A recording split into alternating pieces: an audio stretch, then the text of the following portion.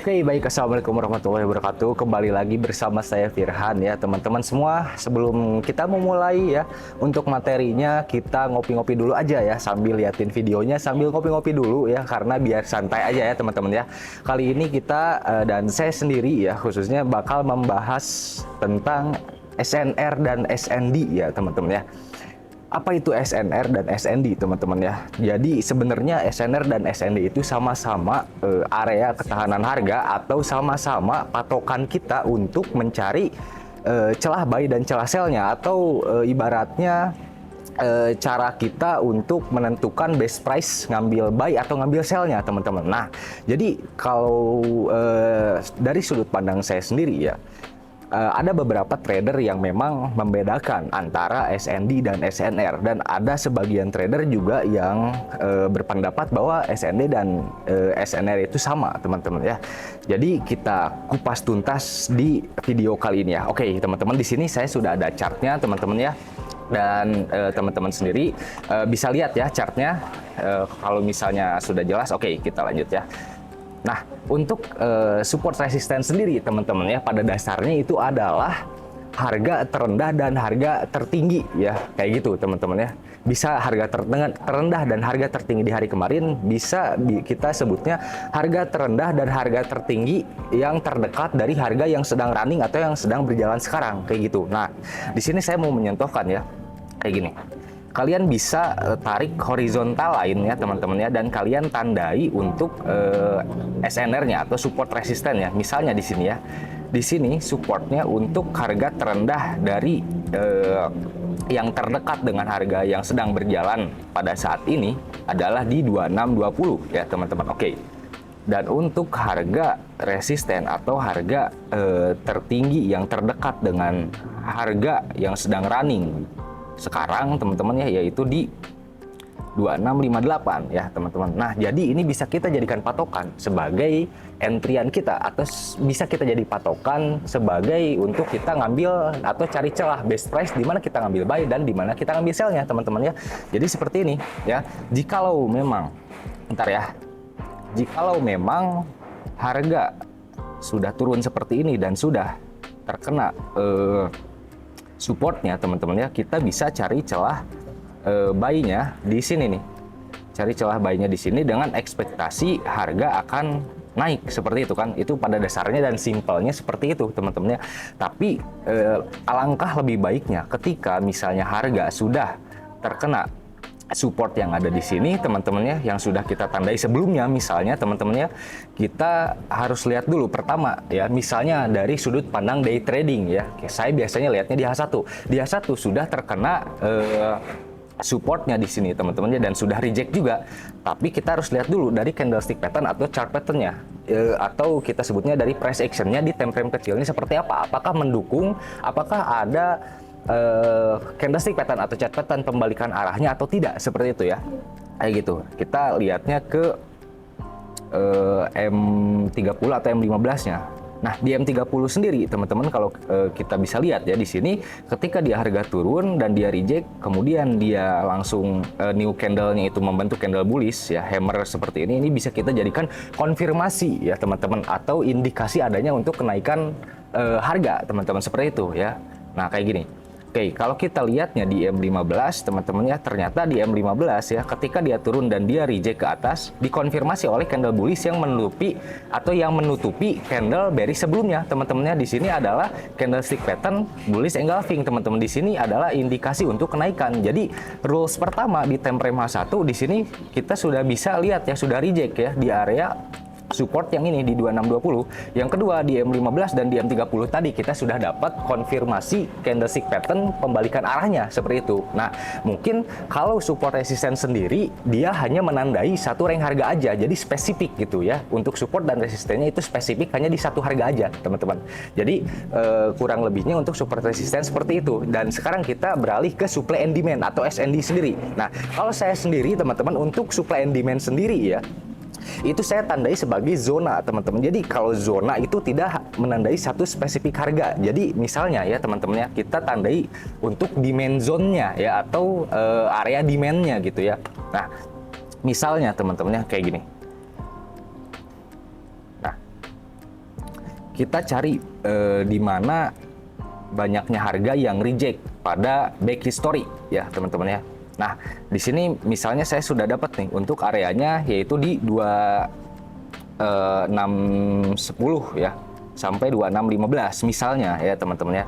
Dan biasanya saya tandai warna di dalamnya itu dengan rectangle ya teman-teman ya, dengan rectangle yang berwarna misalnya. Nah, seperti ini. Jadi paskan aja ya teman-teman ya. Nah, kayak gini. Oke, tarik. Oke, seperti ini kan. Nah, jadi ini jelas ya.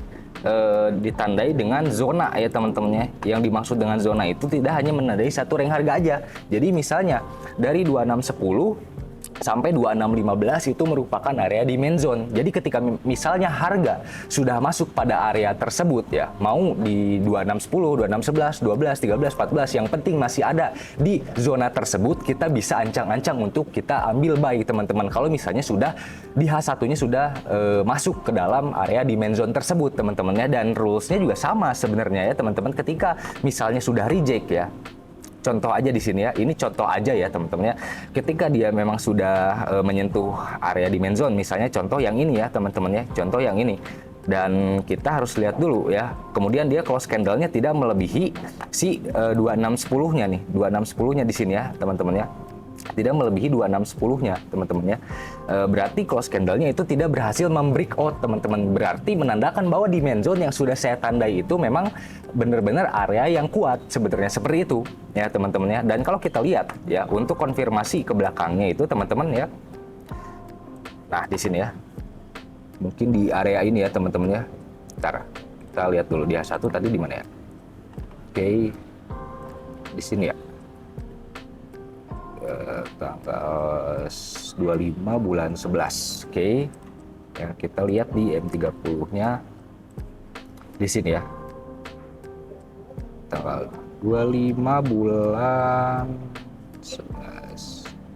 Ya mungkin daerah sini lah ya teman-teman ya. Dan di sini juga dia reject, langsung dikonfirmasi oleh candle bullish yang ada di sini ya. Langsung dikonfirmasi dengan candle bullish yang ada di sini. Kita bisa ambil buy dengan catatan yang tadi H1 sudah reject, kemudian di M15 dan di M30 sudah ada konfirmasi mau dari rejection harga atau dari candlestick pattern yang ada teman-temannya kayak gitu. Dan untuk TPSL-nya ya teman-teman bisa simpan di bawah area demand zone-nya teman-temannya, di bawah area demand zone-nya. Dan untuk TP-nya ya sesuaikan aja dengan target teman-teman masing-masing kayak gitu. Nah, seperti itu ya teman-teman untuk area di demand zone teman-teman, itu contoh aja ya teman-teman. Nah, kalau misalnya kita tandai area supply zone juga sama teman-teman, kebalikannya aja. Demand zone itu best price untuk kita ngambil buy, atau supply zone itu best price untuk kita ngambil sell teman-teman kayak gitu ya. Misalnya di sini saya tandai harga 2658 sampai 2658 sampai 2662 ya. Berarti berapa pip tuh? 58, 62. Berarti sekitar 40 pip ya. Ketika sudah dapat rank harganya di berapa aja, kita tandai dengan rectangle di sini ya. Atau mungkin kurang ke bawah ya, di sini aja kali ya. Nah, di sini biar ngepas ya. Ini rada turunin lagi sedikit. Pas di sini nih. Berarti dari 2656 sampai 2661 ya, itu merupakan area supply zone ya teman-teman ya. Rules-nya juga sama ya. Ketika misalnya contoh ya di sini ya. Misalnya ini kan belum terjadi nih di sini ya. Ini belum terjadi di sini ya. Kita tandai di harga yang sedang berjalan sekarang misalnya. Nah, ini kan sebenarnya sudah terjadi banyak rejection di sini ya. Di sini mantul. Memang di sini ke breakout, cuman ketika dia ke breakout di sini menjadi area demand yang kuat gitu. Kalau misalnya dia ke breakout lagi, bisa kita jadi patokan untuk supply zone yang kuat lagi, teman-teman. Contohnya seperti di sini, dia udah ke breakout di sini. Tapi kalau kita lihat ke back history, teman-teman, kita bisa tandai area tersebut atau area ini sebagai area supply zone, teman-teman. Karena sebelumnya kalau kita lihat di sini sudah terjadi banyak rejection juga di sini ya. Kalau di time frame 1, teman-teman ya. Dan kalau kita geser ke harga yang sekarang teman-teman ya, dia naik dan hanya sampai area yang tadi kita sudah tandai teman-teman ya, di sini nih, di sini ya. Ketika dia menyentuh teman-teman ya dan dikonfirmasi dengan candle bearish di sini, kita langsung lihat aja konfirmasi di M30 dan di M15-nya ya. Nah, Di M30 sendiri, teman-teman kalau kalian bisa lihat di sini ada rally base drop ya. Di sini kan rally, kemudian dia membuat area base di sini atau konsolidasi kecil dan dia langsung drop lagi atau di breakout oleh candle bearish atau strong bearish di sini ya, teman-teman, area base yang ada di sini kayak gitu. Itu kan bisa kita jadikan konfirmasi, teman-teman ya. Nah, kalau kita lihat di time frame M15-nya ya, di M15-nya juga sama di sini ya. Sangat jelas di sini ya. Di sini sebelumnya ada area konsolidasi ya di daerah sini nih. Ada sini ya.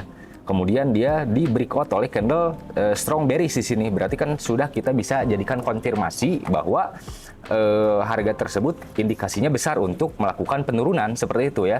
Jadi pada intinya sama-sama aja sih antara SNI dan SNR itu bisa kita jadikan patokan untuk kita cari best price untuk kita ngambil sell atau kita ngambil buy-nya, teman-teman ya. Nah, kalau teman-teman pingin edukasi bimbingan dan lebih komplit lagi, teman-teman bisa langsung aja gabung ke grup official di DMake ya, teman-teman, karena di sana semua fasilitasnya itu udah free. Nanti teman-teman bisa langsung calling saya aja atau hubungi saya aja ya, teman-teman, dan bisa ikut live TikTok saya juga setiap harinya ya, teman-teman. Nanti saya kabari di WhatsApp, teman-teman. Nah, mungkin untuk materi kali ini segitu aja ya, teman-teman. Mudah-mudahan bermanfaat buat kalian semua. Salam cuan ya, bye-bye.